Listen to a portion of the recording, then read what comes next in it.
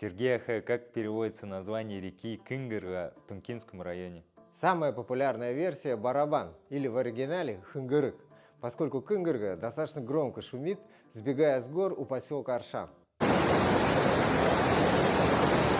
Но судите сами, звуки реки не очень похожи на звук барабана, а само слово хынгырык изначально происходит от двух звукоподражательных слов хынгыр, изображающих глухие звуки.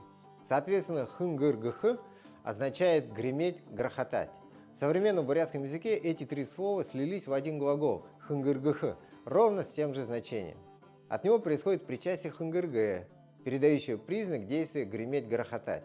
А с добавлением буквы «н» оно превращается в существительное хынгыр-гэн, характерное для западных диалектов и имеющее значение «гром». Соответственно, хынгыр-гэ можно перевести как «грохочущая» или «гром река».